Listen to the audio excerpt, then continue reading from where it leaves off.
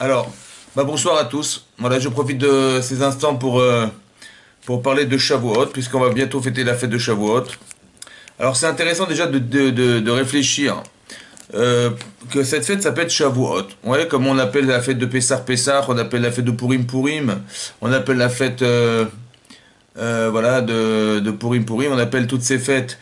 En fait, le nom que représente la fête, en fait, c'est l'essentiel, c'est l'identité de la fête, c'est la définition de la fête. Ici, Shavuot, en français, ça veut dire des semaines. C'est bizarre qu'on les définit. Le jour où on va recevoir la Torah, le jour qui est exceptionnel, qui est le jour où on reçoit la Torah, cette fête s'appelle Shavuot. Les semaines. Pessah, parce que ça a deux définitions. Pessah, c'est soit la bouche qui raconte, hein. Pessah, en hébreu, P, c'est la bouche, Sar, c'est ce qu'elle qui raconte, ou Pessah, Passar, c'est Hachem, il nous a épargné en sautant au-dessus des maisons, parce qu'on a eu confiance en lui, on a fait le Corban Pessah, on a aspergé de sang le poteau de linteau, donc on a exprimé quelque chose, d'accord. Pessah, Purim, hein, c'est le tirage au sort, donc chaque chose en fait représente, le nom représente l'essentiel de la définition du jour. En quoi le fait de Shavuot, c'est représentatif du Matan Torah, du don de la Torah. Ouais, donc c'est une question qu'on doit se poser, évidemment. Ouais, c'est quoi, hein, pourquoi cette fête elle s'appelle Shavuot, les semaines. Alors on sait que les semaines, en fait, qu'est-ce que c'est que les semaines? C'est les semaines qui nous séparent entre Pessah et Shavuot. Ouais, en fait, comment c'est mentionné dans la Torah, on nous demande de compter des jours. Le lendemain de Pessah, oui, on va compter des jours et on va arriver à compter 7 fois 7 semaines. Et donc on aura compté 49 jours. Le 50e jour, c'est le jour où on va apporter une mincha chadash, un nouveau korban, qui cette fois-ci va être composé, non pas comme d'habitude, de matzot, de galettes, ouais, mais il va être composé de lechem, de chametz, de pain, en fait, du pain. Et c'est le seul korban dans la Torah où on apporte du pain. Les autres corbanotes, les autres sacrifices, en fait, étaient faits à partir de galettes, de matzot. Mais là, celui-là, il est spécial. Ouais, il est spécial, il faut apporter du lechem, du pain. Alors, pourquoi du pain? C'est bizarre. À part ça, il faut se poser la question de savoir pourquoi à quoi correspond Shavuot dans le calendrier juif? Il correspond au 6 Sivan. Le 6 Sivan, qu'est-ce que c'est que le 6 Sivan? Le 6 Sivan, c'est le jour où Hachem s'est présenté à nous et il a dit les Aseret Adibrot, les 10 commandements. En fait, il n'en a dit que 2. Et les autres, en fait, on n'a pas pu les entendre, c'était trop insupportable à les écouter. Et donc, c'est Moshe Rabbeinu qui nous a dicté. Voilà. Mais bon, ce jour-là, c'est pas le jour où on a reçu la Torah. Le jour où on a reçu la Torah, parce que le jour où on a reçu la Torah, ça s'est passé beaucoup plus tard. C'est-à-dire que là, Hachem, il s'est révélé au monde, et notamment au clan d'Israël, au peuple juif à ce moment-là. Moshe Rabbeinu, le lendemain, il est monté sur le mont Sinaï, il est resté 40 jours et 40 nuits, et à la suite de ça, en descendant, à la suite d'être redescendu avec les tables, il a constaté que le Bnei Israël avait fait le veau d'or, et il a brisé les tables de la loi. C'était le 17 Tammuz. Et donc, qu'est-ce qui s'est passé? Donc, de 17 Tammuz, on a dû faire Teshuvah. Évidemment, on a fait une grande erreur d'avoir fait le veau d'or. Et il est remonté le lendemain. Il est resté 40 jours pour nous pardonner de la faute du veau d'or. Et donc, ça a duré jusqu'au 29 Av. Et du 29 Av jusqu'au 10 Tishri, c'est-à-dire le jour de Kippour, là où Hachem a pardonné la faute du veau d'or et nous a donné les deuxièmes tables de la loi, oui, c'est là qu'on a vraiment reçu les tables de la loi. Les vraies tables de la loi qu'on a reçues, c'est pas le 6 Sivan, ouais, comme ça va se passer dans quelques jours, mais beaucoup plus tard. Le 10 Tishri, c'est-à-dire comme si le jour de Kippour. C'est là qu'on a reçu les tables de la loi. C'est là qu'on a reçu ces fameuses tables. Donc c'est pas les premières tables, c'est les deuxièmes tables. Nous, la Torah qui nous concerne sont pas les premières tables. Ce sont les deuxièmes. Les deuxièmes tables, ça s'est passé beaucoup plus tard. Alors c'est comme ça. Pourquoi on fête le 6 Sivan, Shavuot, on fête ce jour-là, mais il ne nous concerne pas. Ce jour-là, on a cassé les tables de la loi. C'est le jour-là, on s'est complètement, c'est le jour où effectivement on a cassé les tables de la loi. Beaucoup plus tard, mais je veux dire c'est pas le jour qu'on espérait attendre. Le jour où on aurait dû fêter le matin de Torah, c'est le jour où on a effectivement reçu la Torah, c'était Kippour. Voilà, c'est là qu'on a reçu la Torah. Pourquoi on insiste profondément sur le fait qu'on doit absolument fêter le jour de Shavuot, qui est le 6 Sivan et pas le 10 Tishri, qui correspond effectivement au jour où on a reçu la Torah. D'accord? Ensuite, il y a une question qu'on doit se poser. Vous savez, dans le texte de la Torah, c'est marqué ici, dans la paracha de Yitro, que Hachem a donc... donc on était 3 mois après la sortie d'Égypte, donc c'est vraiment le 6 Sivan, donc Hachem se présente à Moshe en lui disant la chose suivante, voilà, on va recevoir la Torah, il faut se préparer. Et donc on s'est préparé pendant 3 jours, on on s'est sanctifié, on a fait Teshuvah, il y a beaucoup de choses qui se sont préparées pendant cette période, on s'est séparé de nos femmes, et Hachem s'est présenté, donc, il a dit, donc Hachem a dit à Moshe, Vayired Moshe el Har, ve'el Ha'am, ve'yikadesh et Ha'am, ve'yichabsu simodam. Ensuite, Hachem a dit de leur dire de faire attention de ne pas se rapprocher de la montagne. Et c'est marqué Vaï Béam Ashlishi. Donc on était le troisième jour, le fameux troisième jour, après qu'on se soit purifié, Biyot Aboker, Vaï Kolot ou Vrakim. Là, il y a eu des kolot, il y a eu des sons, des vrakim, des tonnerres, des éclairs, vers Anan, Kaved, Alahar, et il y avait une fumée, un nuage qui pesait sur la montagne du mont Sinaï. Vekol Shuvach Hazak Meod. Il y avait un chauffard, un son du chauffard qui était très très puissant. Rachid expliqué que quand on souffle, quelqu'un qui souffle dans un chauffard, à un moment donné, il va s'essouffler, ça va diminuer, le son va diminuer. Là, non, il était très très fort en permanence. Vaïcherad kolaam asher bamachane. Et a tremblé tout le peuple qui se trouvait dans le camp. Pourquoi il fallait qu'on tremble? Pourquoi il fallait que le jour du matin de Torah, on soit là en train de trembler en ayant peur? Et c'est marqué plus tard aussi que, un peu plus tard c'est marqué qu'il y a un feu qui est descendu du ciel, il y a eu un tremblement de terre carrément, la terre elle a tremblé, la montagne elle tremblait, et donc on entendait un bruit, donc un spectacle incroyable. Pourquoi il fallait que ça se passe de cette manière? Pourquoi il fallait que ça soit tellement, comment vous dire, le feu d'artifice, quoi. Ça veut dire qu'on était complètement envahi par les événements très très très puissants qui se passaient autour de nous. Il fallait qu'on arrive à trembler de tout ça. D'accord? C'est comme ça qu'Hachem s'est présenté, et ensuite il a commencé à dire les 10 commandements. Pourquoi il fallait qu'on tremble? D'accord? Et pourquoi il fallait nous faire peur? Ce jour-là, c'est bizarre. On aurait dû faire la fête. Voilà, Baruch Hashem, on reçoit la Torah. On aurait dû faire. C'était un événement qui était espéré depuis très longtemps, ouais. Et donc on aurait dû fêter ce jour-là, et non pas de cette manière. Ouais, Vaïcherad, qu'on a tremblé, on a été un peu bouleversé par cette situation. Surtout qu'on comprend pas pourquoi. Parce que lorsque dans le texte c'est marqué que les Israël, donc après qu'ils aient reçu le message d'Hachem, ouais, qu'il allait leur donner la Torah, ils ont dit tout ce qu'Hachem nous dira de faire, on le fera. Ouais, on acceptera tout ce que les peuples n'ont pas réussi à faire, et ce qui est caché des hommes, en fait, mais su des anges, c'est que normalement on réfléchit avant d'accepter. Vous comprenez?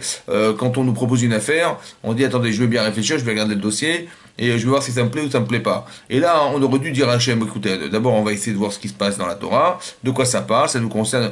Et nous, on a dit, aveuglément, on a accepté la Torah. Naase benishma. Tout ce que tu nous demanderas de faire, on le fera. Et on le comprendra. C'est ça que ça veut dire Naase benishma. Ça veut dire qu'on a accepté volontairement, sans savoir, sans a priori. Vous comprenez, on a tellement eu confiance en Hachem que sans réfléchir, on a accepté la Torah sans réfléchir. Et qu'est-ce qui est marqué dans la Torah? Ce qui est marqué dans la Gemara, dans le Shabbat? On est arrivé Tartit Tahar. On était au pied de la montagne. Et la Gemara expliquait que au pied de la montagne, Tartit Tahar, ça veut dire sous la montagne. Et la Gemara d'expliquer, la dracha qu'on en fait, c'est d'expliquer qu'Hachem il a pris la montagne carrément, il l'a soulevée au-dessus de nos têtes. D'accord? Il nous a dit, écoutez, c'est simple, hein, soit vous acceptez la Torah, soit je vous enterre avec.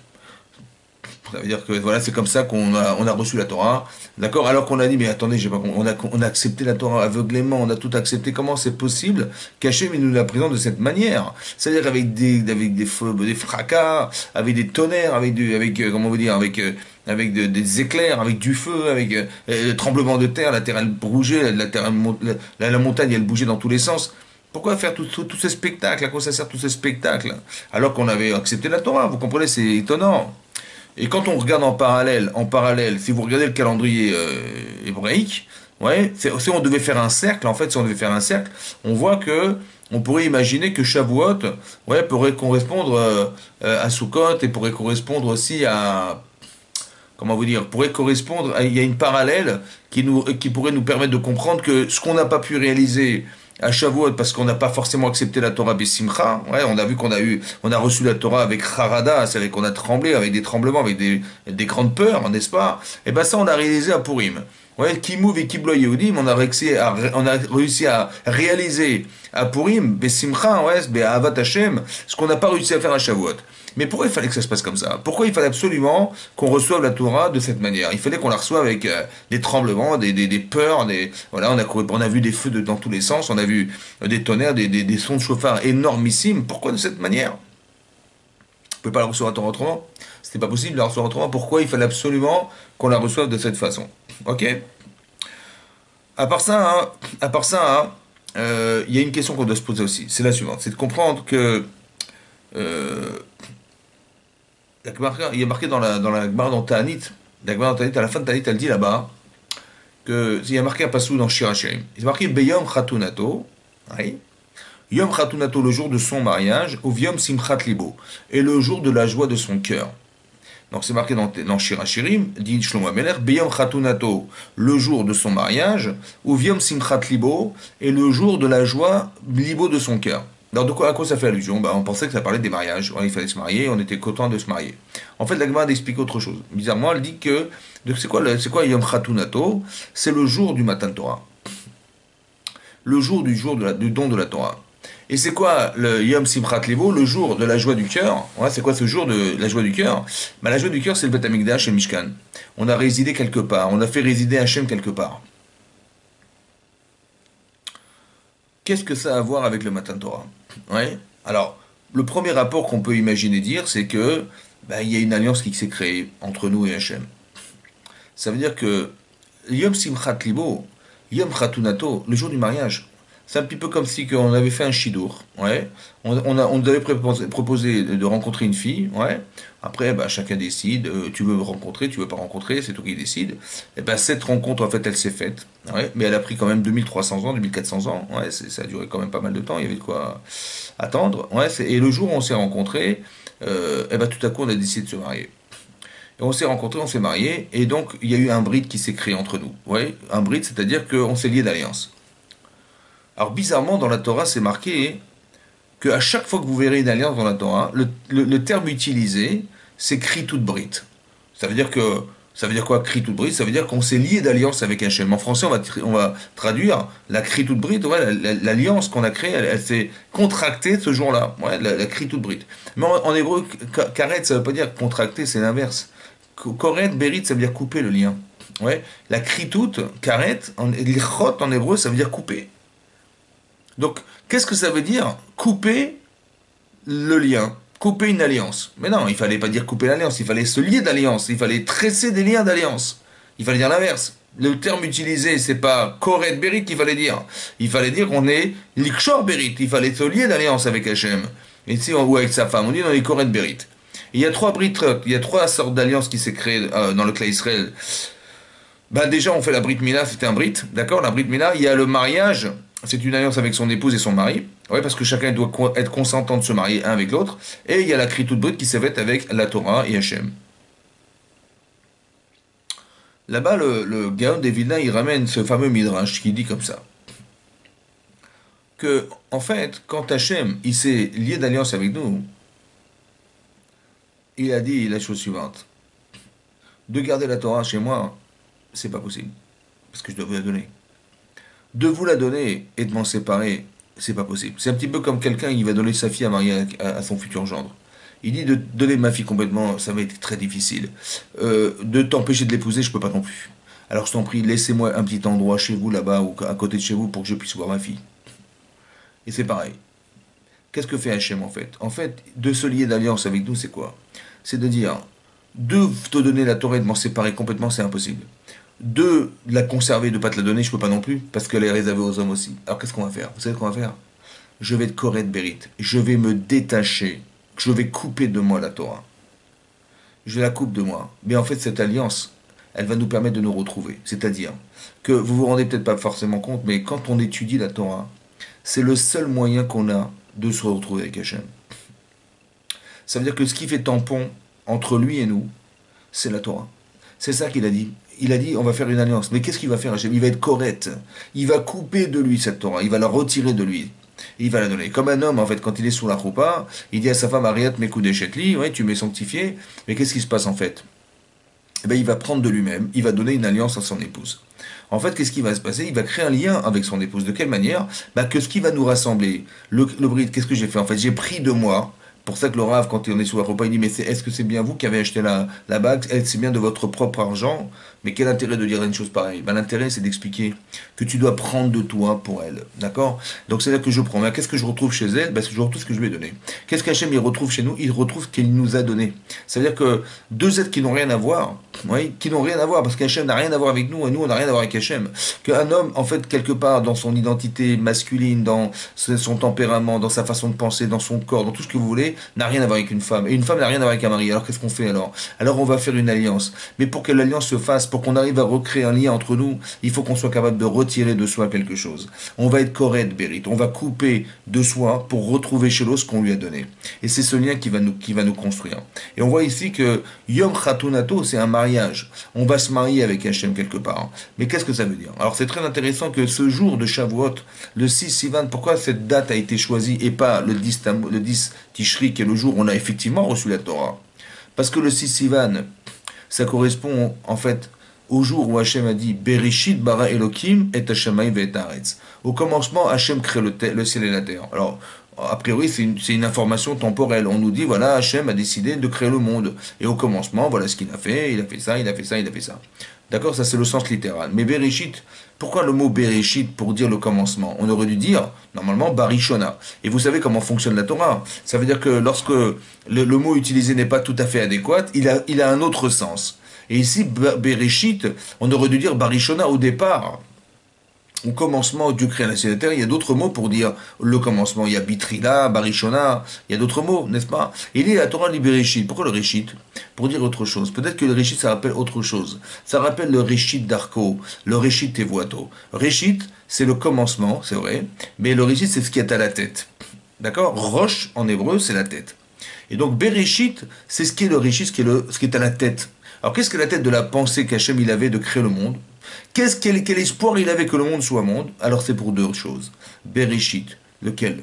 Eh bien le Réchit d'Arko. Le Réchit d'Arko dit Shlomo Ameler, le chemin, les prémices de son chemin, c'est la Torah. Et Réchit Tevuato, oui, c'est les prémices de sa récolte, c'est le clan Israël, c'est le peuple juif. Est-ce que vous imaginez ce que ça veut dire? Ça veut dire que quand Hachem il crée le monde, il dit, bah, pourquoi il a créé le monde? Il a créé le monde, bah, je sais pas, il voulait que ça marche, il voulait voir si on allait réussir nos vies. Il y a des milliards de personnes sur la Terre qui vivent, hein, n'est-ce pas? En fait, il faut savoir que l'objectif d'Hachem, c'est incroyable, hein, mais l'objectif d'Hachem, c'était ça. Qu'est-ce qu'il a pensé avant de créer le monde et pourquoi il a créé le monde? Il a créé le monde pour deux raisons. Ça veut dire qu'il a créé le monde non pas parce que il a voulu qu'il y ait un monde économique qui se développe, qu'il n'a pas voulu seulement que... Évidemment, ça fait partie des éléments qui ont été créés et qui ont été utilisés pour l'homme pour survivre sur la Terre, évidemment. Il faut bien une médecine, il faut bien une technologie, il faut bien tout ça, évidemment. Pour se déplacer, on n'a plus besoin d'aller marcher pour aller en Israël. On a des avions, vous imaginez qu'en 4h30, on arrive en Israël, c'est extraordinaire. Mais pour ça, il fallait un aéroport. Alors Hachem, il a permis qu'on ait l'intelligence de créer l'aéroport. Mais dans quel but? Est-ce que le but c'était de créer des avions? Est-ce que le but c'était de créer un urbanisme tellement bien développé? Pourquoi faire? Pourquoi faire? Alors il faut savoir que tout ça, c'est pour le Réchit. C'est Bereshit. C'est que pour ça que le ciel et la terre ont été créés. Pour qu'on soit capable, nous, d'exercer la Torah. C'est pour ça que Hachem, au départ, quand on lit dans le Kiddush, on dit Yom Hashishi, Vaichulu Hashamayim Vaaretz Vechol Tsevaam. Yom Hashishi, le sixième jour, ont été finalisés le ciel et la terre. Là-bas, Rachid expliquait, c'est quoi Hashishi? Quoi Hashishi? Le sixième. On n'a jamais vu il n'y a pas de pronom devant chaque jour de la semaine. On ne dit pas le premier jour, le deuxième jour. On dit numéro 1, on dit le numéro 1 et après on dit 2, 3, 4, 5, 6. Pourquoi tout à coup le sixième? Le sixième. Alors il est spécial ce sixième jour. Alors Rachid expliquait, à travers cette question évidemment, pourquoi on a distingué ce jour des autres jours. Rachid explique pourquoi. Parce qu'il dit que 6 et le et. Il y a un et. Un et en hébreu, ouais, ça correspond à la lettre, au chiffre 5. Ouais, les Tunisiens me comprendront que et c'est 5. D'accord? Mais c'est quoi 5? 5 c'est les 5 livres de la Torah. Et c'est quoi chichi? Ouais, c'est qu'il faut arrêter de faire du chichi. Non, je rigole. En fait, chichi, c'est quoi chichi? Il s'agit du 6 Sivan. Le 6 Sivan. Le chichi, c'est le 6 Sivan. Et Hachem a dit comme ça, il a conditionné la création du monde en disant, il a dit au ciel, la terre, les étoiles et l'univers, il a dit, si les Israël acceptent la Torah sur le mont Sinaï, le 6 Sivan, alors on peut continuer. Et sinon, ça ne sert à rien de continuer. Le monde sera chosel et tovavo. C'est-à-dire qu'on va retourner au tohu, c'est-à-dire, vous imaginez ce que ça veut dire? Ça veut dire qu'Hachem, il a créé, il a attendu 2400 ans, 2448 ans, je crois, avant qu'on puisse être capable d'accepter la Torah. Et à partir du moment où c'était possible, alors il a conditionné ce jour en disant, si les Israël acceptent la Torah, eh ben moutav, c'est bon. D'accord? C'est peut-être pour ça que ça a été mis en avant dans la Gemara en disant que il a mis la montagne sur la tête des Bnei Israël en disant que si vous acceptez, c'est bon, si on arrête là. Mais pourquoi sous la violence? Pourquoi c'est fait de façon brutale? Pourquoi on a reçu la Torah, on n'a pas reçu la Torah comme quelqu'un qui aime sa femme, il va pas lui envoyer la bague dans la figure. D'accord? Eh ben Hachem, il nous prend la montagne sur la tête, il nous la met sur la tête. C'est bizarre, hein? C'est bizarre. C'est de la provocation, vous comprenez? On est comme si on était des enfants et on est obligé de nous envoyer à l'école. Vous comprenez? Qu'est-ce que ça veut dire? Pourquoi c'est dans cette violence-là? Pourquoi il y a eu de la charada? Pourquoi on a fait peur? Pourquoi on nous a fait... au début, c'est comme ça. Au début, il fallait qu'on ait peur. Et pourquoi on fête le jour de Shavuot? Le jour de Shavuot, c'est-à-dire le 6 Sivan. C'est vrai, dans la Torah, c'est le 50e jour, c'est vrai. Mais nous, on n'a pas reçu la Torah le 50e jour. On a reçu la Torah beaucoup plus tard. Pourquoi c'est de cette manière qu'il fallait que je fasse? Donc on va créer une alliance avec Hachem. Cette alliance, ça va se faire par la Torah. Mais ça fait partie des conditions essentielles de l'existence du monde. Ça veut dire que si vous devez savoir quelle est la chose la plus importante au monde qu'Hachem attend de nous, eh bien, c'est d'être juif complètement. C'est-à-dire que on nous a donné la Torah sur le mont Sinaï, parce que dorénavant, ça va se passer autrement. Ça veut dire qu'il y aura toujours avant Matan Torah et après Matan Torah. On va fêter Shavuot, il ne faut pas qu'on arrive à se retrouver les mêmes avant et après Shavuot. C'est impossible, d'accord? Il faut qu'il se passe quelque chose. Il faut que nos vies aient changé. Il faut qu'on ait absolument compris qu'il va se passer pour ça que les sages de la Torah ont institué que le soir de Shavuot, on fait la veillée. Vous comprenez? Mais depuis quand on veille comme ça? Depuis quand on veille? Demain matin, il y a le boulot. Demain matin, il faut aller au travail. Depuis quand on veille comme ça toute la nuit à étudier la Torah? C'est pas normal. On est fatigué, vous comprenez? Ça se fait pas. Alors, en fait, on voulait me dire que tu dois t'attacher à la Torah jusqu'à ce point que tu vas essayer de veiller toute une nuit entière pour démontrer combien tu aimes la Torah. C'est pas un exercice qui doit se faire en un jour et pour un jour. D'accord? C'est te faire comprendre que au final, tu vois bien que tu peux t'y attacher. Ne dis pas que tu peux pas, ne dis pas que tu n'y arrives pas. C'est ça? Vous comprenez? Yom HaShishi. On va pas faire de chichi ce jour-là. On va être sincère avec Hachem. C'est marqué dans la Torah. Hein. Oui. C'est marqué dans la Torah que Vaïchan Israël Negedar. Il a campé Israël face à la montagne. Alors c'est étonnant parce que juste avant c'est marqué Vaïchanou, ils ont campé au pluriel, il s'agit des enfants d'Israël, et tout à coup il est marqué Vaïchan au singulier. En parlant des enfants d'Israël, on dit au singulier, il a campé devant la montagne. Il a campé dans le camp. Pourquoi nous dire il a campé au singulier? En fait, là-bas Rachid expliquait, c'est comme ça que l'Agma explique aussi, que Vaïchan Israël. En fait, on s'est retrouvés unis. Vaïchan Israël. On a campé. Ça veut dire qu'on était tous unis. Ish echad, belev echad. Ish echad, un seul homme, un seul cœur. Un seul homme. Il n'y avait pas un seul homme, il y avait 600 000 hommes. Vaïchan, au singulier. On était tellement unis qu'on faisait que un. Ça veut dire quoi faire que un? Parce que Ish echad, c'est un seul homme, en français. Lev echad, d'un seul cœur. Alors, c'est quoi la solidarité? Ben, c'est un sentiment de lien entre les hommes, entre les êtres humains qui se trouvaient présents. Donc on est plus dans le lev echad, dans le d'un seul cœur, on était unis, on est tous unis ensemble pour recevoir la Torah, belev echad. Mais ça veut dire quoi ish echad? C'est quoi ish echad? C'est quoi? Ça veut dire quoi un seul homme? Mais c'est dire quoi? Un seul cœur, je comprends, on était tous unis les uns avec... On se tenait la main dans la main, on était tous unis. C'est quoi ish echad? Ish echad. Comme si qu'on était une seule masse. Il n'y a rien qui pouvait nous séparer. Ishechad, ça veut dire aussi qu'il aurait suffi qu'un seul d'entre nous refuse la Torah pour qu'elle n'ait pas été donnée. Ça veut dire qu'on est liés, en fait. Vous avez compris ce que ça veut dire? Ça veut dire qu'on ne peut pas se dissocier des autres. On ne peut pas se dissocier des autres. On ne peut pas faire que je vais exister seul. Ça n'existe pas. Alors si même un seul de Klal Israël avait dit non, moi je ne la veux pas, la Torah, ça ne m'intéresse pas, eh bien on aurait perdu cette Torah. Vous comprenez ce que ça veut dire? C'est énorme. Ça veut dire qu'il fallait qu'on soit solidaire. Cette solidarité-là, elle fait que c'est quand on est ensemble qu'Hachem il peut s'exprimer pour le Klal Israël. Mais lorsqu'on n'est pas ensemble, n'est-ce pas? Eh bien, il se passe que pour quelques-uns, ça ne va pas fonctionner. C'est-à-dire qu'Hachem ne pourra pas se révéler. Et c'est intéressant de comprendre que cette solidarité fait partie des éléments fondamentaux de l'acceptation de la Torah. Il faut qu'on soit tous ensemble. Un petit peu comme à Purim.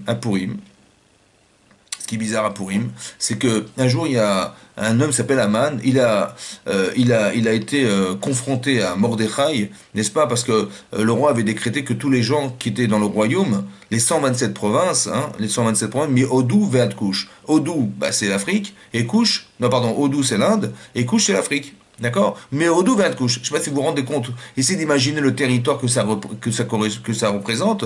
Mi Odou, Veat de l'Inde à l'Afrique. les deux plus gros continents, énormissimes, c'était le territoire de Achashverosh. Et là, bah, tous les juifs du monde entier se trouvaient dans ces deux continents. Voilà, le territoire énorme. Maintenant, ce qui se passe, c'est que tout le monde devait se prosterner devant Aman. Vous comprenez, ça se fait pas. Il y a Aman qui passe devant vous, vous devez vous prosterner devant lui. Il était le bras droit de Achashverosh, qui était le roi, l'empereur de Perse. Ça se fait pas. Voilà. Il y a un homme qui ne se prosterne pas. Il s'appelle Mordechai.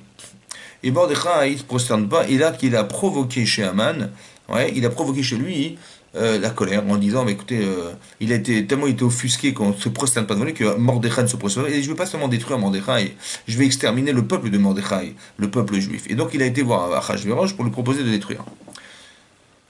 Donc nous, qu'est-ce qui se passe? Voilà, donc qu'est-ce qu'il a fait? Il a demandé à Achashverosh de placarder dans tous ces pays-là l'information suivante, qu'on allait tous être exterminés le 13 du mois de Hadar. Et donc vous habitez là où vous habitez, et vous voyez des affiches, on nous écrit là-bas, le 13 Hadar, tous les juifs préparez-vous à ce jour, tous les juifs vont être exterminés le 13 Hadar. Ça va? Bon, le 13 Hadar, on va tous être exterminés. Qu'est-ce qu'on fait? Bah, je sais pas, il y en a qui vont dire, on a une chance formidable, la reine Esther, elle est juive. D'accord, c'est extraordinaire. Il a dit, bon, bah, donc on va essayer de trouver un lien avec Esther et on va essayer de démanteler cet homme. Ou bien on va dire, non, vous savez, on a tombé Esther, on va faire un coup d'État. D'accord? Ou alors on va dire, non, non, non, on va essayer d'assassiner Aman. Ou alors on va créer un nouveau parti politique qui va essayer de contrecarrer Monsieur Aman. Bon, est-ce qu'on aura le temps? J'en sais rien. En tout cas, voilà ce qu'on aurait pu faire, n'est-ce pas? On aurait pu faire tout ça. Qu'est-ce qu'on a décidé? Rien, zéro. On n'a fait aucune de ces trois choses, de ces choses-là. On a fait teshuva. Ça veut dire qu'on a compris ce qui s'est passé. On a compris que quand en fait les choses brutales arrivent sur nous, des choses aussi violentes, c'est qu'Hachem il veut nous remettre en cause. Et donc qu'est-ce qui s'est passé? On a fait tchouva, d'accord? Mais tchouva unanimement. Il n'y a pas un qui a dit on va faire un coup d'État, il n'y en a pas un qui a dit on va tuer Haman, il n'y a pas un qui a dit on va se créer un parti politique. Non, non, non. Ils ont dit on va faire teshuva. C'est parce qu'ils ont fait teshuva que les choses se sont inversées. Et c'est là qu'on a vu la hardoute. Vous avez compris? Il y a deux événements dans l'histoire qui ont été révélateurs de la communion qui existe entre nous. La communion qui existe entre nous. C'est le jour du matin Torah, où effectivement on était Ishechad Belevechad, et aussi le jour de Purim, où on était solidaires, complètement solidaires. C'est-à-dire que malheureusement, Hachem, il est obligé de créer des choses catastrophiques comme la sortie d'Égypte, ou pour qu'on arrive à se bouger et être ensemble. Il est obligé à Kadosh Baruch Hu de créer de mettre en place un dictateur qui s'appelle Aman pour arriver à ce qu'on soit. Pourquoi ça se passe comme ça? Parce que quand ça va, eh ben on pense à soi. On n'est pas tellement dans la confrontation et dans la résistance au Yetzirah, et on laisse les savoir et on n'est pas du tout, on reste pas du tout concerné par les autres. Par contre, quand on a un problème et qu'on est tous concernés par le même problème, tout à coup on est solidaires. Et on téléphone aux uns aux autres, comment ça va, la santé, comment ça va, un petit peu comme ça se passe un peu aujourd'hui, hein, ça se passe comme ça, qu'il y a un virus qui se balade dans toute la Terre, hein, et on ne sait pas comment on va s'en sortir. On est complètement confiné chez soi, mais qu'est-ce qu'on fait? Eh ben on entend des informations, et on entend l'autre il est malade, et l'autre il est mort, et l'autre il va très bien, l'autre il a juste un petit peu de problème, un petit rhume, et l'autre il est complètement dans le coma, on comprend rien de ce qui se passe. Mais qu'est-ce que ça crée en fait? Ça crée de la solidarité. Mais c'est tellement dommage qu'on est obligé de se confiner pour arriver à des trucs pareils. Qu'Hachem il est obligé de nous faire voir des images pareilles pour imaginer qu'on doit être solidaires les uns des autres. Vous avez compris? Voilà. Et en fait, Hachem il aurait été tellement content et heureux qu'on ait compris qu'il fallait le faire sans qu'être obligé d'envoyer des virus et du corona et du je sais pas quoi. Pourquoi c'est comme ça? Parce que écoutez-moi bien, si on n'est pas solidaire, on n'est pas solidaire, il n'y a pas de Israël. Et s'il n'y a pas de peuple juif, alors Dieu, il est Dieu de quoi? Ben de rien, vous avez compris? Il est Dieu de rien, il est Dieu de quelques individus, ça n'intéresse pas. Donc comme il veut absolument que le clan Israël soit solidaire, alors il va créer quelque chose qui va lui permettre à lui de nous donner la Torah et les mitzvot, et de nous donner, en tant que roi d'Israël, je parle le Dieu d'Israël, il faut qu'on soit solidaire, sinon il n'est pas Dieu d'Israël, il est Dieu de quelques individus. C'est pas ça qu'il veut lui.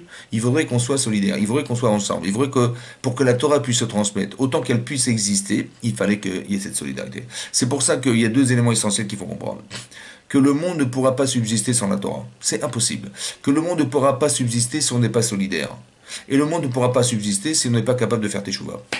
C'est pour ça qu'il y a marqué, ouais, que si tu veux t'arriver à une forme de performance personnelle, il faut que tu t'engages. Mais pour arriver à une performance personnelle, il faut te remettre en cause. Il faut avoir capable d'être pouvoir rentrer dans une introspection. Un petit peu comme ça se passe maintenant. On est tous confinés chez nous. Qu'est-ce qu'on fait dans la journée? La journée, ben, comment ça va se passer demain? Et après le virus, comment on va faire? Est-ce qu'on va remettre en cause nos vies? Est-ce qu'on va vivre comme toujours? On va vivre comme avant? Ou on va changer notre façon de fonctionner? Est-ce que finalement la pollution, ça ne nous a pas détruit? Est-ce que comment on va manger? Est-ce que les pesticides, ça ne va pas nous détruire? Etc., etc.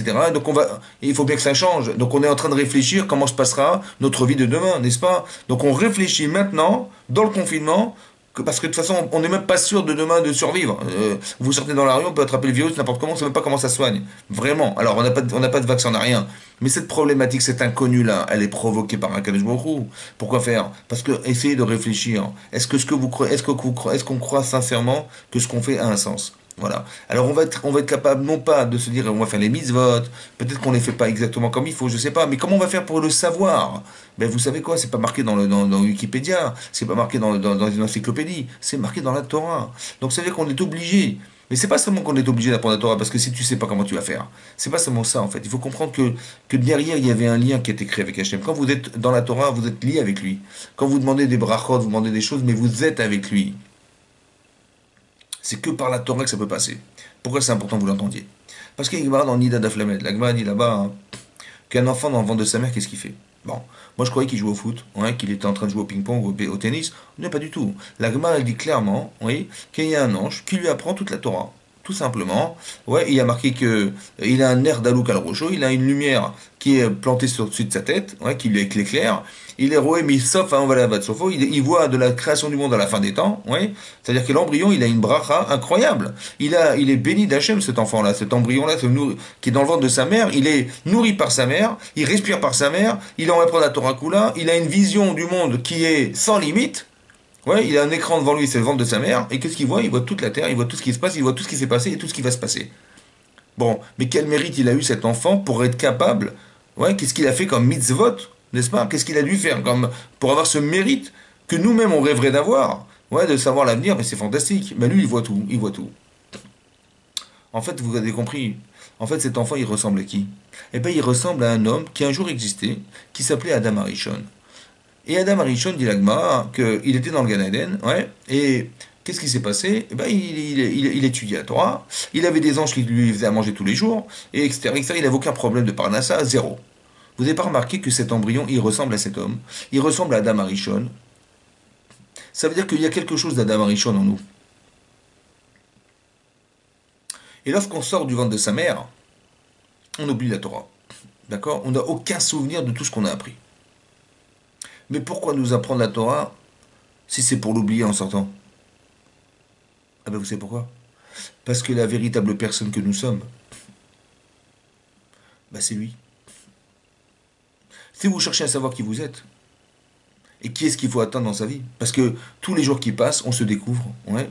Je sais pas quel âge vous avez, mais vous êtes rendu compte, quand vous avez un peu de recul, il y a 30 ans, 40 ans, 50 ans des fois, bah vous allez voir comment vous étiez et qu'est-ce qui s'est passé pour que vous soyez aujourd'hui ce que vous êtes. Mais tout ce qu'on a dû traverser dans sa vie, toutes les joies, les pleurs, les machins, les souffrances, les bonheurs, tout ça, ça nous a construit, on est bien d'accord. Mais ce que vous êtes aujourd'hui n'est encore rien par rapport à ce que vous allez devenir demain. Donc au final, on est qui et vers qui on tend? Eh bien, on tend vers quelqu'un qui s'appelle l'embryon. En fait, on a simplement oublié qui on était. D'accord? On nous a fait oublier. Mais la personne à retrouver, c'est la personne qu'on a oublié d'être. C'est elle, en fait, qu'il faut atteindre. Mais ça ne peut pas se faire sans la Torah, vous comprenez? C'est pour ça qu'on nous apprend la Torah. On nous apprend la Torah dans le ventre de sa mère, parce que pour devenir la personne qu'on doit devenir, il faut forcément passer parce qu'on nous a appris et qu'on nous a oublié. La Torah était fondamentale. C'est pour ça qu'on doit recevoir la Torah tous les Shavuot. Parce que pour nous rappeler simplement deux choses. La première, c'est que tu ne pourras pas te lier d'alliance avec Hachem sans la Torah, c'est pas possible. Il faut la Torah. Parce que il a dit Hachem, je ne peux pas m'en séparer. Et de vous la donner et de m'en séparer totalement, c'est pas possible. Autant que de la garder, de ne pas vous la donner, je peux pas non plus. Alors vous savez ce qu'on va faire? On va faire un brit. On va faire une alliance. L'alliance, c'est la Torah. On est juif. Et il faut le reconnaître, on n'a pas le choix que d'accepter d'être juif, puisque on n'y peut rien, vous avez compris, vous êtes né, votre maman est juive, mais vous êtes juif, on n'y peut rien, on peut rien faire d'autre. Mais on a quand même une chance extraordinaire. C'est qu'au départ de la création du monde, le projet divin, il y avait votre nom dans le projet divin. Il y avait marqué Madame et Monsieur un tel. Voilà, c'est avec eux que je vais faire mon alliance. Mais ce srout, en vérité, il est énormissime, parce qu'on est quand même 7,5 milliards de personnes sur la Terre, je sais pas si vous vous rendez compte. C'est comme si vous avez 7 milliards,5 de boules noires, ouais, et une quinzaine de millions de boules blanches. Bon, et vous mettez la main dans les 7,5 milliards de boules, d'accord, et vous tombez sur une boule blanche. Ah ben non, vous avez du pot, hein, Baruch Hashem. Hein, vous avez de la chance. Grâce à Dieu, vous êtes tombé sur la bonne boule. Et ben la bonne boule, c'est vous. Ça va, c'est pas, faut pas avoir les boules. C'est la bonne boule. D'accord? C'est que c'est vous qui avez été choisi par Hachem. Hachem, il vous a choisi, vous. Ah, c'est quand même pas mal. Et donc, il nous a donné la Torah à nous. Est-ce qu'on a le droit de délaisser et de dénigrer ce que nous sommes? Puisqu'on a été choisi. Puisqu'en fait, en fin de compte, on fait partie du vecteur, de la locomotive du projet divin. Est-ce que j'ai le droit de dire non, non, non, ça m'intéresse pas? C'est quand même incroyable qu'on est capable de pouvoir penser ça. C'est pour ça que ça se fait Shavuot. Shavuot, c'est un travail qu'on doit faire pour essayer d'accepter Hachem. Il faut qu'on soit capable nous-mêmes de dire Naaseh Venishma. Il faut qu'on soit aveuglément capable de dire. Mais ça, il faut y réfléchir. Parce que si c'est intéressant que de savoir que on fait partie de ce peuple juif, si ça t'intéresse pas, ben évidemment tu auras du mal à accepter Shavuot. Mais si tu comprends l'enjeu, tu comprends ce qu'on attend de toi, tu vas savoir qu'au départ Hachem il a pensé que le monde passerait par toi, la création du monde a passé par toi, la continuité de la création du monde passait par toi. Je vais vous dire un autre secret, ça reste entre nous. Hein. Bon, ce secret c'est le suivant. C'est marqué dans la Gada de Pessah. Ouais, c'est marqué là-bas, hein, que Ilou Keravnu Lifner Sinaï, si simplement Hachem, il nous avait rapproché du mont Sinaï, nous ça aurait suffi, même si on n'avait pas reçu la Torah. Si simplement il nous avait rapproché du mont Sinaï, c'est-à-dire qu'on était resté au port de la montagne, là-bas du mont Sinaï, nous ça aurait suffi, on se serait contenté. Mais alors, en plus il nous a donné la Torah, et en plus il nous a etc. Bon. Ça veut dire quoi de se rapprocher du mont Sinaï? Quoi, d'être au bord de la montagne, pour bronzer, pour... Le Ramchal, le Raphaël Loutato, il explique qu'est-ce qu'on a appris du fait qu'on nous a rapprochés de Mont Sinaï. Et le Maral de Prague explique c'est ça la harada, c'est ça la crainte qu'on a eue, la peur qu'on a eue. Là-bas, c'est marqué quand on a entendu comment dire, lorsqu'on a entendu les 10 commandements, on a tellement tremblé, on s'est sauvé en courant. Mais qu'est-ce qui nous a fait peur? Alors, ce qui nous a fait peur, le Ramchal, il explique, le Maral, il explique, lorsqu'on nous a dit, vous savez quoi, jusqu'à présent, c'est moi qui a fait que le monde est monde, dit Hachem. Pour ça que l'Agma dans Psachim, elle dit là-bas, dans Daf Kuf Yutret, l'Agma elle dit là-bas, que avant de dire Baruch She'amar le Shabbat, on dit 26 fois Kil Olam Chazdo. Ouais, David Amelech, il a écrit les Teilim, et dans les Teilim, c'est marqué, à chaque fois, vous allez vous rappeler du passage, et à chaque fois, on dit Kil Olam Chazdo, 26 fois. Pourquoi 26? 26 parce qu'il y a eu 26 générations depuis la création du monde jusqu'au matin Torah. Il y a eu 26 générations. Et là-bas, ces 26 générations, elles ont existé, malgré que la Torah n'avait pas été donnée. Et comme le monde existe grâce à la Torah, là-bas, Hachem, il a fait un chesed, un acte de bonté, de faire que le monde était monde sans la Torah. Maintenant qu'Hachem, il a créé la... Maintenant, qu'est-ce que ça veut dire? Donc ça veut dire que le monde était monde. Mais non, jusqu'à présent, c'est lui qui dirigeait le monde. C'est lui qui tenait les manettes du monde. Parce qu'il n'y a pas de Torah, il fallait que ça dure. Vous savez ce qu'il a dit Hachem le jour de matin Torah, et c'est ça qui nous a fait peur. Et il dit maintenant, je vous ai donné la Torah. Sachez que c'est grâce à vous et par vous que le monde va continuer à tourner et va exister. Pas seulement ce que vous voyez. Vous voyez quoi? On est sur la terre, ouais, il y a des saisons, il y a des, comment on va dire, il y a des lois naturelles, il y a des lois de la nature qui font que le monde est monde, n'est-ce pas? Il y a des vents, il y a des pluies, il y a le soleil, il y a tout ce que vous voyez. Donc moi j'ai pensé au départ, en étudiant un Torah, on permet à la terre de tourner et on permet comment dire, aux lois naturelles de s'exprimer. Là-bas c'est marqué le Nefesh HaChaim, qui était l'élève comment il s'appelle, du Gaon de Vilna, il explique que c'est pas seulement ça, je vous rassure. Il dit qu'en fait les astres qui sont autour de nous, ce sont des mondes. Des mondes, carrément des mondes. Vous savez, regardez l'agma dans Brachot d'Aflam et Bet. Elle dit là-bas, hein, et c'est incroyable, hein, c'est marqué là-bas, si vous faites le calcul du nombre d'étoiles, on arrive au chiffre suivant. Qu'Hachem il a dit combien il y avait d'étoiles dans l'univers. 10 puissance 18, ça veut dire qu'il y a 10 milliards d'étoiles. 10 milliards de milliards d'étoiles. Plus 64 443 ou 433, je sais plus. Maintenant, ces astres, en fait, l'équilibre du monde sur Terre, il dépend des astres. Comme c'est l'Agma dit là-bas dans Rosh Hashanah, la Fut-Bet, l'Agma dit que lorsque Hachem a déclenché le déluge, il a dit la chose suivante. Shinu Maasem. Les hommes se sont mal comportés, ils ont changé leur façon d'être sur la terre. Alors Hachem Shina Maaseh Bereshit, il a changé la création du monde. Et qu'est-ce qui est marqué dans la Gemara? Que Hachem il a retiré simplement 2 étoiles d'une constellation qui s'appelle Kima. Et quand il a retiré ces 2 étoiles, ça a déclenché 40 jours de pluie sur la terre. De jour et de nuit, il a plu pendant 40 jours. Vous avez compris ou pas? Ça veut dire qu'on est étroitement lié aux astres. Que l'équilibre du monde autour de nous, eh ben c'est lui qui crée l'équilibre sur la Terre. Et si on déséquilibre les astres, alors on déséquilibre la Terre. Il va pleuvoir pendant 40 jours sans s'arrêter, sans interruption. Quand on dit dans la tfila le matin, l'après-midi et le soir, quand on fait la Hamida, on fait 3 pas en arrière, n'est-ce pas? Et on dit Ose Shalom Bimromav. Ou Yarase Shalom Alenu, Ve'al Kol Amo Israël Vimromen. Ou Yarase Shalom Bimromav. Il fait le Shalom Bimromav. Bimromav, c'est dans les cieux, et Hachem il fait la paix dans les cieux. Le Shalom en hébreu, ça se traduit par la paix. Hachem il fait la paix dans les cieux. Et il fera la paix dans les cieux et aussi sur la terre. D'accord? Et Bimromav, et donc il fera la terre, et aussi sur la terre, et il fera le Shalom entre nous, et on dit Amen. Mais qu'est-ce que ça a à voir avec le ciel? Quand il y a la guerre des étoiles, pour qu'Hachem il fasse la paix dans le ciel. C'est quoi il fait la paix dans le ciel? La paix dans le ciel. En fait, la paix dans le ciel, elle dépend de la paix de la terre. C'est quoi la paix en fait? La paix sur la terre, c'est quoi la paix sur la terre? Bah, la paix sur la terre, ça c'est comme ça. Quand il y a 2 pays en guerre, ouais, eh ben on envoie des diplomates. Ouais, pour dire écoutez, il faut arrêter de vous entretuer. D'accord? C'est quoi le problème? Il dit mais le problème c'est que j'aurais bien voulu envahir le pays d'en face. Parce qu'en face c'est le Koweït et il y a beaucoup de pétrole. J'ai compris, mon chéri, mais tu te rends compte, t'as déjà du pétrole en Irak. Qu'est-ce que tu vas rentrer au Koweït? Qu'est-ce que tu vas faire? Laisse tomber, laisse-les vivre. Ouais, eux, ils vont avoir leur pétrole. Tu auras ton pétrole, vous allez commercialiser chacun dans son pays, ça suffira. Tu veux pas? Donc, tu veux pas qu'on fasse la paix? Il dit, ouais, d'accord, on va faire la paix. Alors, qu'est-ce qui se passe? On va définir des frontières. D'accord? Bah, ta frontière, elle va démarrer là, elle va s'arrêter là, tu signes ou pas? Ouais. Et toi, tu démarres là, t'arrêtes là. Elle s'arrête là, ta frontière. Tu es d'accord ou pas? On va pas rentrer l'un dans l'autre. On va se définir des frontières qui vont délimiter nos territoires. Tu es d'accord? Ok, chacun signe, on est en paix. En fait, mais qu'est-ce qu'on a fait pour être en paix? Ben, pour être en paix, on a mis de l'ordre. Ça veut dire qu'on a coordonné l'ordre, et c'est l'ordre qui a permis la paix. Donc le shalom, c'est pas la paix en fait. Le shalom n'est que la conséquence de l'ordre. Et on a mis de l'ordre. Comme on dit, les agents de l'ordre. C'est quoi les agents de l'ordre? Ben, les policiers, c'est des agents de l'ordre. En fait, qu'est-ce qu'ils font? Ils font la paix, mais qu'est-ce qu'ils font? Ben, ils mettent de l'ordre. Et donc, qu'est-ce qui se passe? En fait, par extrapolation de l'ordre, on a la paix. Maintenant qu'on a mis de l'ordre, on est en paix. Parce que maintenant, personne ne rentrera dans le territoire de l'autre. Hachem, il fait la paix dans le ciel s'il met de l'ordre dans le ciel.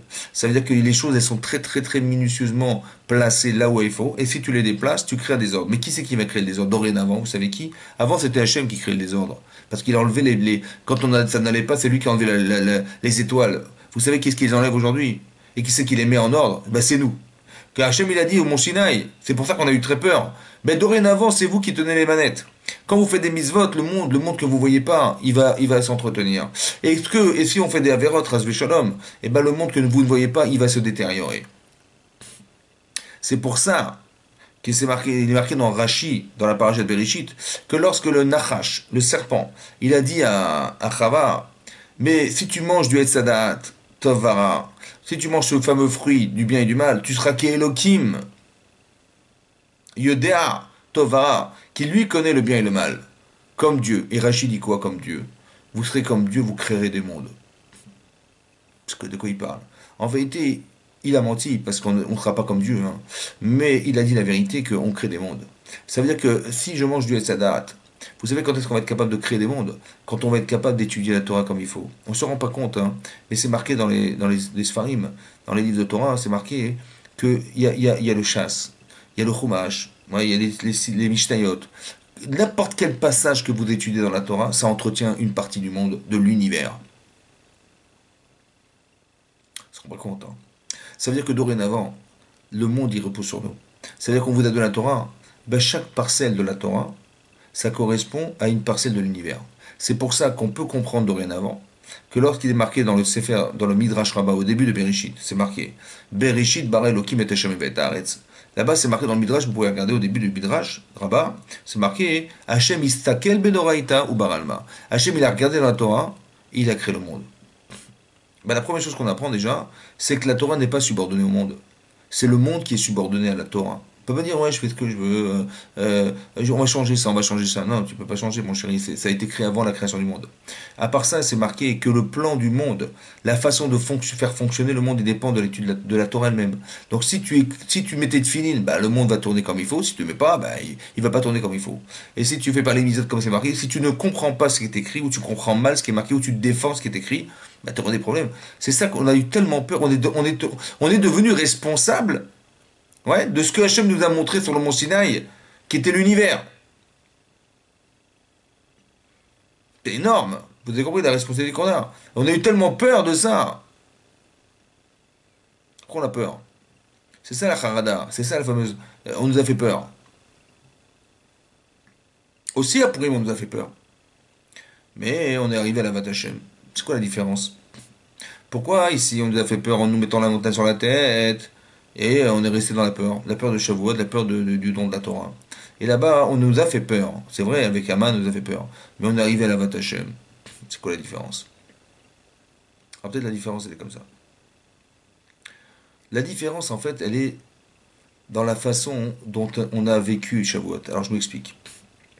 Imaginez-vous, ouais, vous êtes des Hébreux. Voilà, on est des Hébreux, on vit en Égypte, malheureusement, on est assujetti, on est forcé de travailler dans des camps de travail, ça fait des années, des centaines d'années qu'on est là. On est reconnu comme des esclaves en Égypte, et on vit, c'est l'enfer, quoi. On vit comme des esclaves qui travaillons du matin au soir sans pouvoir respirer comme il faut, sans vivre commandement, sans identité, voilà, rien, on est des esclaves. On est reconnu comme des esclaves. Qu'est-ce qui se passe un jour on nous libère? Mais on ne nous a pas libérés comme ça. L'Amérique, elle est venue, elle a bombardé l'Égypte et on est sorti d'Égypte. Non, non, non, non. On nous a fait des miracles, mais de malades mentaux, hein. C'est-à-dire que ça a duré un an. Et quoi? Bah, on a vu le Nil, je sais pas, imaginez la Seine, c'est en sang. Il n'y a que du sang. Mais là, le Nil, c'est un peu plus grand que la Seine quand même. Et donc on a vu des miracles incroyables. On a vu les grenouilles, on a vu les Sfardéas, Kinim, Arov, tout ça, la lèpre, on a vu tout ça. Ça nous a pas touché nous personnellement, mais ça a touché les Égyptiens jusqu'au point où un jour il n'en pouvait plus par haut, jusqu'à ce qu'il ait perdu son fils aîné. Et là il dit j'arrête, bon, que vous allez sortir. Ok, maintenant il est gentil Hachem quand même. Bon, il nous a fait tout ça, c'est sympa. Et qu'est-ce qui s'est passé? Donc on a fait donc le Corban Pessah. Ensuite, on a aspergé les poteaux de linteau de nos maisons. Et Hachem, il a vu qu'on avait mis du sang. Et là, qu'est-ce qui s'est passé? Qu'est-ce qui s'est passé? Il nous a fait sortir d'Égypte, bisrout par le mérite de la Messirut Nefesh. Ça veut dire qu'on a donné notre vie parce que on a failli y passer, hein. Vous comprenez que quand vous êtes en Égypte et que vous prenez un agneau qui est un animal sacré en Égypte, et vous le sacrifiez en disant aux Égyptiens dans 4 jours on va le sacrifier, bon, ces mecs ils vont pas être contents, les cocos, hein. Et donc ils vont vouloir nous massacrer. Et pourtant il y a eu un ess incroyable par la confiance qu'on avait en la mitzvah. Et bien il s'est rien passé, c'est pour ça que le Shabbat il est Shabbat Agadol, c'est ce fameux jour du Shabbat Agadol où on a eu le courage de notre identité et on a dit non non non on fait les mitzvot. Et on a fait Corban Pessah. Ok. On sort d'Égypte, au bout de 3 jours, on arrive devant la mer Rouge, et là, qu'est-ce qu'on voit? On voit les Égyptiens arriver sur nous. Et là, on est comme des fous, alors on a commencé à prier comme des malades et tout. Et on a vu un es incroyable, la mer va s'ouvrir. Un spectacle extraordinaire, hein. Et on court dans ce couloir d'eau, là-bas, et on voit quand même que les Égyptiens, ils nous pourchassent. Et ils sont derrière nous, et on est sûr qu'ils vont nous rattraper, ils vont nous tuer, parce que c'est une armée puissante et forte, là, l'Égypte, quand même. Et qu'est-ce que fait Akadosh Baruch Hu? Il renverse la mer sur eux, il les noie, et on a vu Met El Sefatayam, on a vu tous ces gens qui étaient finalement morts au bord de la mer, et on a fait la Shira, on était comme des malades, on a fait la Shira, on a fait Asia Shir Moshe, au Bnei Israël, on a eu une prophétie incroyable, on a dit la Shira. Bon. Donc Hachem, il nous a fait les 10 plaies d'Égypte. Hachem, il nous a sauvés, comment vous dire, il nous a fait rentrer dans le désert, on a mangé la manne. Et à part ça, Hachem, il a fait qu'on a été sauvés de la main des Égyptiens. Bon. Après, au bout de 3 mois, il vient nous dire, à part le biais de Moshe Rabbeinu, bon, dites-moi les cocos, vous voulez la Torah ou pas? Pardon? Vous voulez la Torah ou pas? Bon. Est-ce qu'on a le choix de dire non? Est-ce que vous allez dire à Hachem, écoute, c'est sympa, mais bon, tu repasses demain? Parce que là, c'est pas tout à fait ce qu'on avait prévu de faire, quand même. Puis bon, on n'avait pas prévu non plus de rentrer dans le désert, t'aurais pu trouver autre chose. D'accord? Maintenant, Hachem, qu'est-ce qu'il fait? Maintenant, est-ce qu'on a le choix d'accepter ou de refuser? Mais évidemment qu'on n'a pas le choix. On n'a pas le choix parce que quand Hachem nous a fait toutes ces tovotes, la moindre des choses, c'est la reconnaissance. Donc, c'est normal qu'on ait dit Naaseh Venishma. Mais aveuglément, on va accepter la Torah. Mais quand tu es obligé d'accepter la Torah, tu es obligé de l'accepter. Est-ce que c'est ça l'acceptation de la Torah? Alors Hachem, il a dit, écoutez, on n'est pas crédible. Parce qu'effectivement, on est obligé d'accepter la Torah. Alors Hachem, il a dit, écoutez, je vais vous mettre la montagne sur la tête. Ça veut dire quoi? Ça veut dire que, comme on est obligé d'accepter la Torah parce qu'on n'a pas le choix, on est reconnaissant du bien qu'Hachem nous a fait. Toutes ces plaies d'Égypte, elles ont été fantastiques pour nous. On ne peut pas renier le fait qu'Hachem nous a fait d'être reconnaissant de nous avoir sauvés de l'Égypte. On n'est plus esclaves. D'accord? Et on accepte la Torah, mais évidemment qu'on acceptera la Torah. Qui c'est qui va refuser? Si quelqu'un vous a sauvé la vie de la noyade, d'accord? De la noyade, il vous a sauvé la vie, ben la chose que vous espérez, c'est qu'il va vous demander un service, d'accord? Il va dire, Mathieu, tu peux me rendre service? Mais évidemment, je vais te rendre service. Aveuglément, je vais te rendre service. Donc c'est pareil, c'est-à-dire, mais est-ce qu'on a le choix de refuser? Il vous a sauvé la vie, il peut pas. Ben, c'est pareil, matin de Torah, hein, c'est pareil, on n'est pas crédible, vous comprenez? Mais pourquoi on n'est pas crédible? Parce que Hachem, entre guillemets, il s'est imposé à nous. Il nous a montré qu'il existait. Il était obligé de le faire. Parce on a démarré de zéro, vous comprenez? On est un peu les enfants qui sortent de l'école et que évidemment, on n'avait pas envie d'aller à l'école, vous comprenez? Donc Hachem, il est obligé de nous accompagner, mais ici, là, on nous a forcé à y aller. On n'avait pas envie d'y aller. On n'a pas le choix. Mais ça veut dire on n'a pas le choix, vous comprenez? Et donc, comme on n'a pas de choix, alors Hachem, il est obligé de nous imposer la Torah. Parce qu'on n'est pas crédible. On n'a pas choisi, en fait. On a choisi, mais dans l'imposition, entre guillemets, dans l'imposition. Ça veut dire qu'Hachem, il se révèle à vous directement sans avoir à douter qu'il existait. Et donc, on est obligé d'y croire. Bon, mais c'est pas ça qu'il veut Hachem. Par contre, à Purim, on n'a pas été obligé d'accepter Hachem. On aurait pu faire un coup d'État, on aurait pu assassiner Haman, on aurait pu faire s'entourer de la reine, on aurait pu demander de l'aide à la reine, on aurait pu faire un nouveau parti politique, on aurait créé quelque chose contre Achashverosh et Haman, on n'a plus de solution. En fait, on a fait tchouva. Maintenant, Hachem, il est transparent à Purim. Vous avez vu, ce sont des faits divers. Hein. Purim, c'est quoi Purim? Finalement, ce sont des faits divers. Ouais, des faits divers qui nous traversent. Et puis bon, les événements sont les uns qui vont, des séquences d'événements qui vont les uns après les autres faire que, au final, on a compris pourquoi Hachem il avait déjà mis Esther et Malka avant même qu'on ait été condamné, exterminé, etc. On a compris la main d'Hachem derrière tout ça. En fait, on s'est rendu compte qu'Hachem il était déjà là, mais en transparence. Ça veut dire que Hachem il n'est pas présent physiquement. On va dire qu'il n'est pas présent. Il ne se montre pas en fait. Voilà. Et là, ça nous laisse la liberté de le choisir. C'est comme ça qu'on arrive à l'Avat Hashem. Vous avez compris? À Shavuot, on est arrivé avec la Hirat Hashem. La Hirat Hashem, c'est la crainte d'Hachem. Parce que Hachem, quand il nous a dit dorénavant le monde, il va reposer sur vous, voilà, c'est pas évident. C'est-à-dire qu'on est très très responsable. C'est pour ça que le monde est infini, c'est pour ça que le Olam Haba est infini. Et on ne se rend pas compte des mises qu'on peut faire. Mais d'un autre côté, on est associé avec Hachem. C'est ça qu'Hachem il voulait dire. Hachem, il est associé avec nous et on est associé avec lui. Avant, il était tout seul à faire que le monde est monde. Mais maintenant, c'est nous qui allons diriger tout ça. Mais avec son aide, évidemment. C'est ça le secret de Shavuot. D'avoir la simcha de dire que ce qui a démarré, ce qui a fait le clan Israël, le Réchit en fait, le fameux Réchit. Nous, il y a le Bereshit de la création du monde. Ça, c'est un cas de gros. Il y a ici le nôtre, notre Réchit à nous, Réchit d'Arkoïch, Réchit de Wado. En fait, le monde a démarré réellement le jour du 6 Sivan. C'est là que le vrai monde a démarré. Ce vrai monde-là, c'est le jour où on a reçu la Torah. C'est là que le monde démarre. C'est ça, Réchit. Le Réchit d'Arko, le Réchit, les prémices de son chemin, Hachem. Les prémices de la récolte du clan d'Israël, c'est ça, c'est ça. Tout ce qu'on fait là tout ce qu'on fait Abraham, Sarah, Yaakov n'avait de sens que pour arriver à ce qu'on puisse sortir d'Égypte et qu'on puisse démarrer la création du monde. Là, pas la création du monde physique, la création du monde spirituel. Il fallait que ce monde existe. Et c'est ça le matin Torah. C'est ça qu'il faut comprendre. Qu'on est là pour ça. On est là pour accepter la Torah.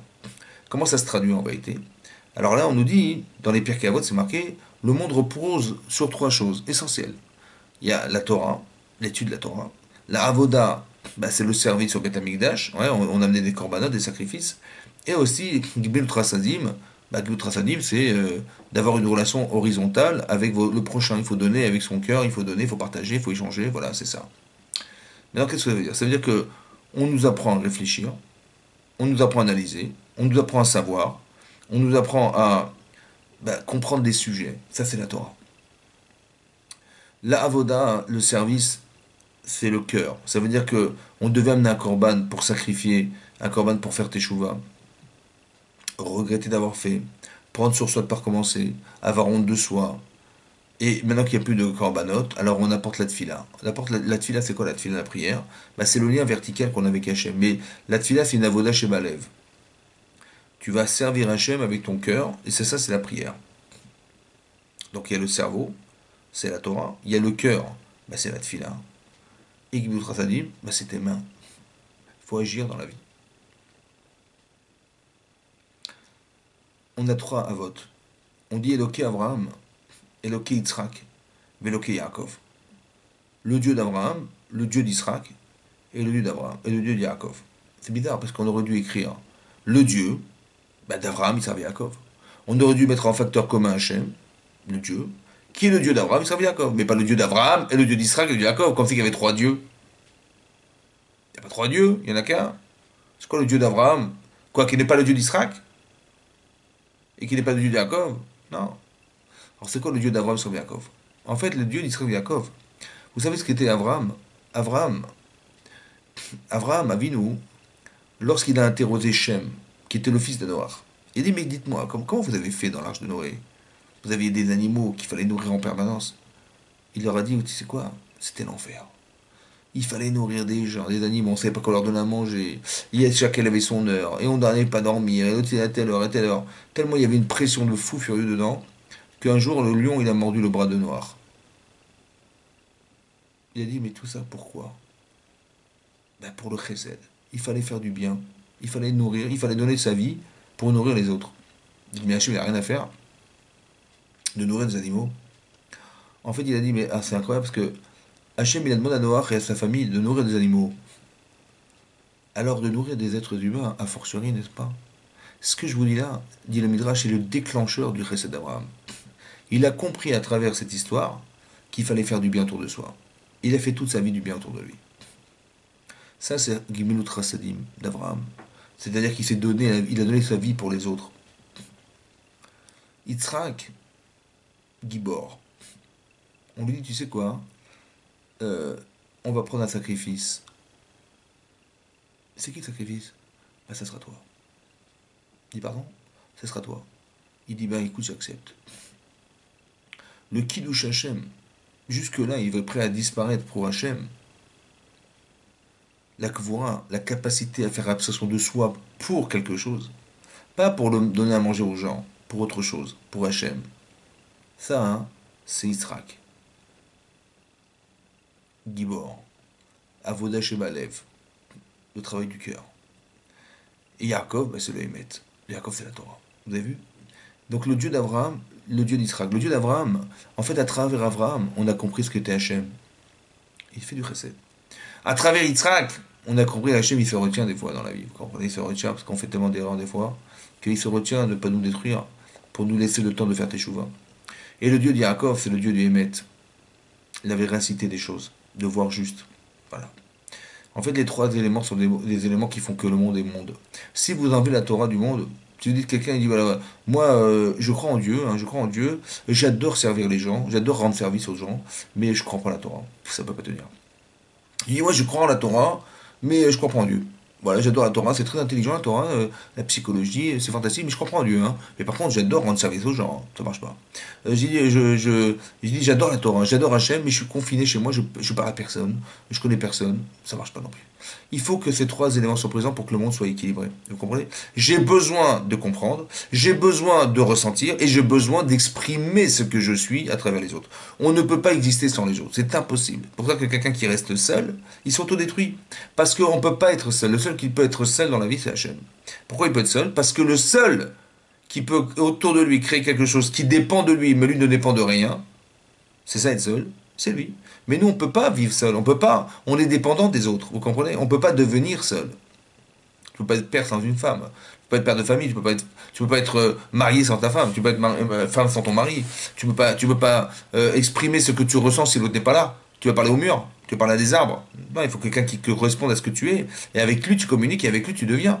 On ne peut pas se passer des autres, vous comprenez? On n'est pas indépendant. Et au contraire, c'est notre dépendance qui nous rend indépendants. C'est parce que tu dépends de ton professeur que tu vas devenir quelqu'un un jour qui va avoir des compétences. Donc ta dépendance, elle dépend de ton... ton indépendance dépend de ta dépendance. Très important qu'on est solidaire. Et donc on ne peut pas se passer des autres. Le seul qui peut dire qu'il est l'évado, qu'il est seul, c'est Hachem. On n'est pas seul, on ne peut pas être seul. Et donc ça veut dire que on peut pas se passer des autres, on peut pas se passer de la Torah, on peut pas se passer d'avoir on peut pas se passer de la Kadosh Baruch Hu. Et c'est ça qu'Hachem il voulait, il aurait tellement aimé que soit. Que dorénavant, vous savez, on va fêter Shavuot. Ça veut dire qu'on va créer un lien. Comme ça dit le Zohar dans Parashat Achamemot, que Israël, Oraïta et Kadosh Baruch Hu, Chadou, on fait qu'une seule et unique, on est unis avec Hachem, on est unis avec la Torah et on est unis avec soi-même. Et tout ça, Hachem est uni avec nous et Hachem est uni avec la Torah. On est un, on fait un avec lui. Et c'est ça le but de Shavuot. Le Shavuot, c'est d'expliquer que le démarrage de notre vie spirituelle, elle va démarrer à Shavuot.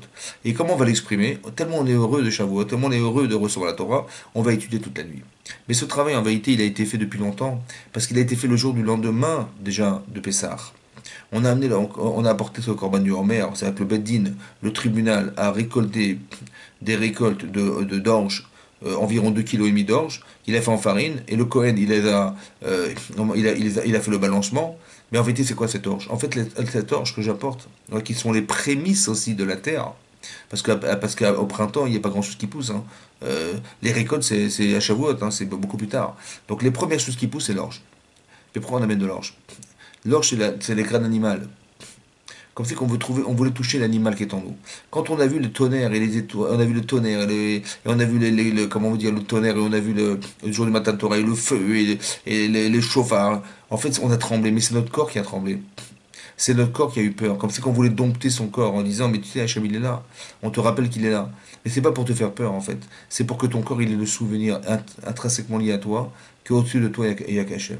D'accord? Après, évidemment, il faut arriver à la simcha, évidemment. Mais Reshit Rochma, encore une fois, Reshit, le démarrage de la Chorma, c'est la Hirat Shamayim. D'accord? La Hirat Shamayim, ça veut dire on va créer quelque chose qui est de la crainte d'Hachem. C'est quoi la crainte d'Hachem? Ben, c'est un peu la crainte de sa mère et de son père. Mais c'est quoi la crainte de sa mère et de son père? Ben, c'est pas d'avoir peur de mon père. C'est d'avoir peur de décevoir mon père. C'est d'avoir peur de décevoir ma mère. C'est d'avoir peur de mal agir vis-à-vis d'eux. C'est d'avoir peur de ne pas assez les respecter. Donc quand on sait qu'Hachem nous a créés, j'ai peur d'une chose, vous savez quoi? J'ai peur de ne pas respecter Hachem. J'ai peur de décevoir Hachem. J'ai peur de ne pas être en adéquation avec lui. Et donc j'ai tellement peur de ne pas être que je vais étudier la Torah pour être l'homme qu'Hachem espère que je sois. Parce qu'en fait Hachem il attend de moi, il attend de chacun d'entre nous d'être l'homme qui a été un jour embryonnaire dans le ventre de sa mère et qui a appris la Torah. Cette Torah-là, il faut la rapprendre, il faut la réapprendre, il faut l'enseigner, il faut comment vous dire, il faut ressentir ce qu'on apprend dans la Torah et mettre dans son cœur et arriver à créer des liens et de reconnaître que tout ça on le doit grâce à Dieu. D'accord? C'est pour ça que la Torah a été donnée, c'est juste dans ce but-là. Dans le but d'arriver à créer ce lien avec Akadosh Baruch Hu et un lien qui soit pas seulement un lien sur la terre, mais un lien pour l'éternité. Parce que la Gemara dans Brachot, elle dit là-bas, elle pose la question suivante, Nashim b'maï kazachian. Les femmes, comment vont revivre les femmes? À la Triat Ametim, où il y aurait un jour la résurrection des morts, oui. Et donc la Gemara demande, mais comment les femmes vont revivre? Quelle est la question? Elles vont revivre. Au Hashem, elles font des mitzvot, elles font ce qu'il faut, et elles ont tout ce qu'il faut pour revivre. Pourquoi elles pourraient pas revivre? La Gemara a expliqué, on ne peut pas revivre sans la Torah. On ne pourra pas revivre sans la Torah. C'est-à-dire que la vitalité qui est en nous, elle n'a de sens, elle ne pourra s'exprimer que grâce à la Torah. Alors la femme elle n'étudie pas la Torah, la femme elle n'a pas la mitzvah de Talmud Torah, comment elle va faire? Comme ça demande la Gemara. Et la Gemara a expliqué qu'elle va vivre grâce au limoud de son mari. Grâce à l'étude de son mari et de ses enfants. Ça veut dire que si quelqu'un ne va pas étudier la Torah, il pourrait empêcher sa femme de survivre, de revivre. Si une femme, elle pense que c'est pas nécessaire d'envoyer son mari au Beth Midrash, elle se prive de ça. Vous comprenez? Parce qu'il n'y a que la Torah qui nous fait vivre. C'est pour ça qu'elle a été donnée. Ce message, en fait, il a été oublié dans le temps, malheureusement, parce que l'assimilation faisant, parce que la culture faisant, parce que tout ce que vous voulez.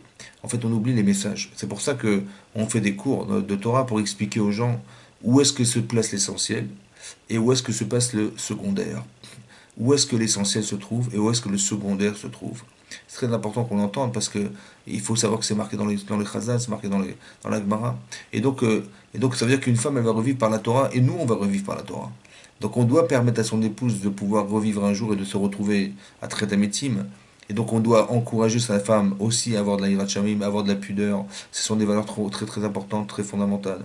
Autant que nous, on doit pouvoir un peu se remettre en cause. Et aussi pouvoir être profondément cultivé dans l'étude de la Torah pour savoir exactement qu'est-ce qu'Hachem peut attendre de nous et qu'est-ce qu'on nous on peut organiser et faire en sorte que les choses se fassent. On le fait par amour, on le fait par joie et on le fait par crainte.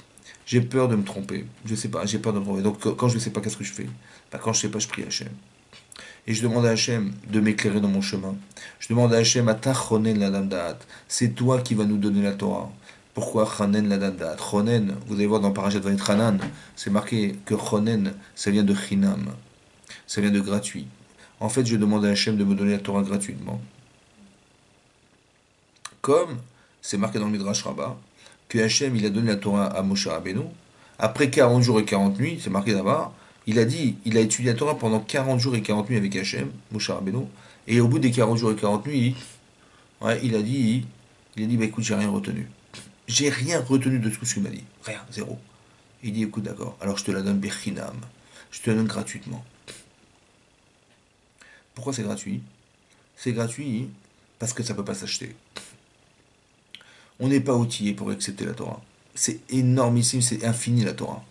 Mais toi, tu es fini, comment tu vas pouvoir accepter une chose infinie alors que tu l'es fini? Comment tu vas faire? Alors ça peut être que gratuit.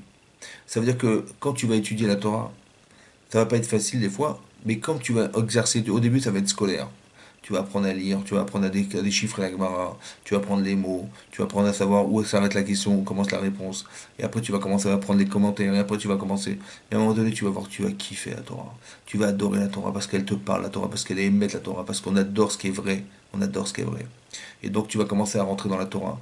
Et là tu vas voir que tout ce que tu vas comprendre, ça ne viendra pas de toi. Tu vas croire, mais bien sûr j'y ai pensé, c'est moi qui ai réfléchi, c'est moi qui ai pensé. Tu vas te rendre compte que ce que tu vas savoir, ça vient d'Hachem. Ata chonen adamdat. C'est que quand tu sais pas, eh ben tu demandes de l'aide d'Hachem.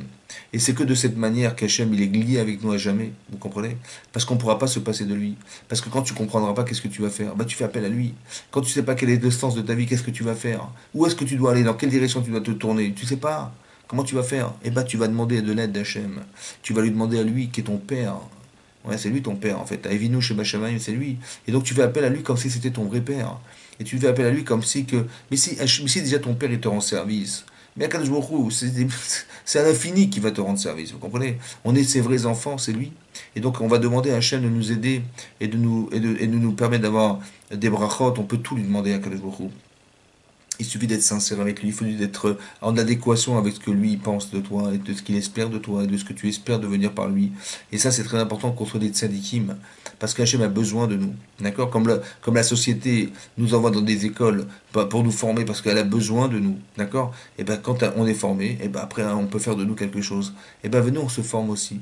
Venez, on se forme pour qu'on soit des tzadikim, des gens intègres, des gens qui apprécient la Torah, et que pour qu'Hachem, il puisse faire de nous quelque chose. On puisse utiliser les personnes que nous sommes au service de la volonté d'Hachem et d'arriver à ce que le projet d'Akadosh Baruch Hu qui était que Bereshit bar Elokim et Hachem et Taretz, qu'au commencement Dieu crée le ciel et la terre et que la Torah elle ne peut pas se séparer de la terre et nous, on ne peut pas se séparer de la Torah, que ce matin de Torah là ce soit un don de la Torah, qui soit une acceptation volontaire entière comme les Israël ont dit dans Sevenishma, qu'aujourd'hui on n'est plus obligé de nous l'imposer, elle est évidente, c'est l'évidence, et donc que Hachem fasse en sorte que Bezat Hachem on puisse accepter la Torah Besimcha, qu'on puisse accepter la Torah avec la joie et que cette joie-là puisse arriver à ses fins, c'est-à-dire qu'on arrive à la fin des temps, Bezat Hashem, et que ce soit notre dernier Shavuot et qu'on puisse accepter très rapidement l'avenue du Mashiach.